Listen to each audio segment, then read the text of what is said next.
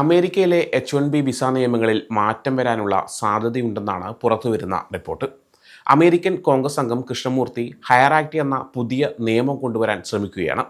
ഈ നിയമം നിലവിൽ 65,000 H-1B വിസകളുടെ വാർഷിക എണ്ണം 1,30,000 ഉയർത്താൻ നിർദ്ദേശിക്കുന്നുണ്ട്. അതായത് വിസകളുടെ എണ്ണം ഇരട്ടിയാകും. ഈ നിയമം അമേരിക്കയുടെ വളർച്ചയ്ക്ക് സഹായിക്കുമെന്നും കൂടുതൽ കഴിവുള്ള വിദേശ തൊഴിലാളികളെ അമേരിക്കയിലേക്ക് കൊണ്ടുവരാൻ ഇത് ഉപകരിക്കുമെന്നാണ് കൃഷ്ണമൂർത്തി പറയുന്നത്. കൂടാതെ അമേരിക്കയിലെ സ്റ്റീം വിദ്യാഭ്യാസത്തിനും ഈ നിയമം കൂടുതൽ പണം നൽകാൻ ലക്ഷ്യമിടുന്നുണ്ട്. ഇത് അമേരിക്കൻ യുവജനങ്ങൾക്ക് ഈ മേഖലകളിൽ മികച്ച വിദ്യാഭ്യാസം നൽകാനും ഭാവിയിൽ നല്ല ജോലികൾ കണ്ടെത്താനും സഹായിക്കും. IT സെർവ് അലയൻസ് എന്ന സംഘടനയും ഈ നിയമത്തെ പിന്തുണയ്ക്കുന്നുണ്ട്.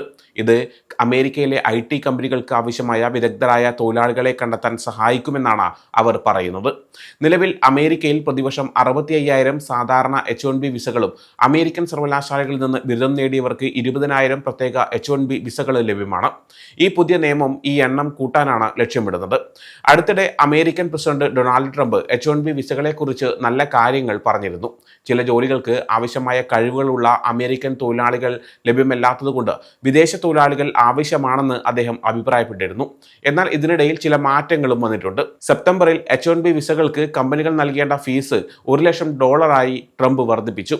ഇത് വിദേശത്ത് നിന്നും തൊഴിലാളികളെ കൊണ്ടുവരാൻ ആഗ്രഹിക്കുന്ന അമേരിക്കൻ കമ്പനികൾക്ക് കൂടുതൽ ചെലവേറിയതായി. ഇതിനോടൊപ്പം H-1B വിസകൾക്ക് ഒരു പുതിയ ശമ്പള അടിസ്ഥാന സമ്പ്രദായം വരാൻ സാധ്യതയുണ്ട്. നിലവിൽ വിസകൾ നറുക്കെടുപ്പിലൂടെയാണ് ലഭിക്കുന്നത്. എന്നാൽ പുതിയ രീതിയിൽ കൂടുതൽ ശമ്പളം വാങ്ങുന്നവർക്ക് വിസ ലഭിക്കാൻ കൂടുതൽ സാധ്യതയുണ്ടാകും.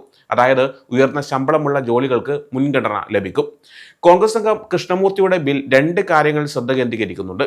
ഒന്ന്, ലോകമെമ്പാടുമുള്ള കഴിവുള്ളവരെ അമേരിക്കയിലേക്ക് കൊണ്ടുവരാൻ അവസരം നൽകുക. 2, അമേരിക്കയിലെ സ്റ്റീം വിദ്യാഭ്യാസത്തിൽ കൂടുതൽ പണം നിക്ഷേപിക്കുക.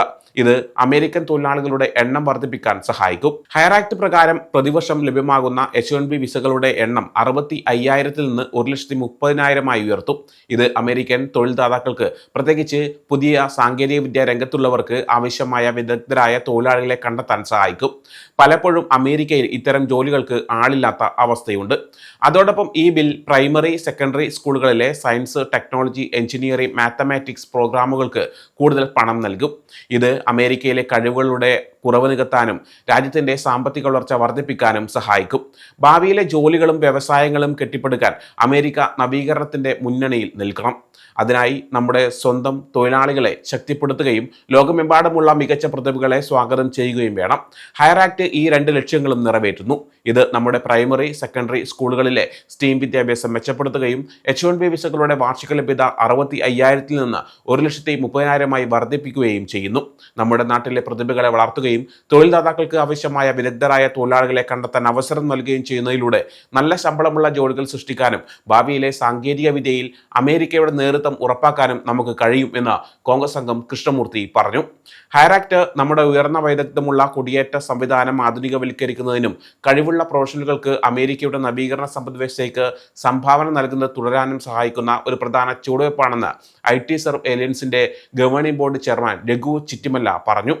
കോൺഗ്രസ് അംഗം കൃഷ്ണമൂർത്തിയുടെ നേതൃത്വം അമേരിക്കയിലുടനീളം ജോലികൾ സൃഷ്ടിക്കുന്നതിലും സാങ്കേതിക വളർച്ചയെ സഹായിക്കുന്നതിലും ചെറുകിട ഇടത്തരം IT കമ്പനികൾക്ക് എത്രത്തോളം പ്രാധാന്യമുണ്ടെന്ന് ആഴത്തിൽ മനസ്സിലാക്കുന്നതിനെ പ്രതിഫലിപ്പിക്കുന്നു എന്നും അദ്ദേഹം കൂട്ടിച്ചേർത്തു. ഹയർ ആക്ടിനെ IT സെർവ് അലയൻസ് പൂർണ്ണമായി പിന്തുണയ്ക്കുന്നുണ്ട്.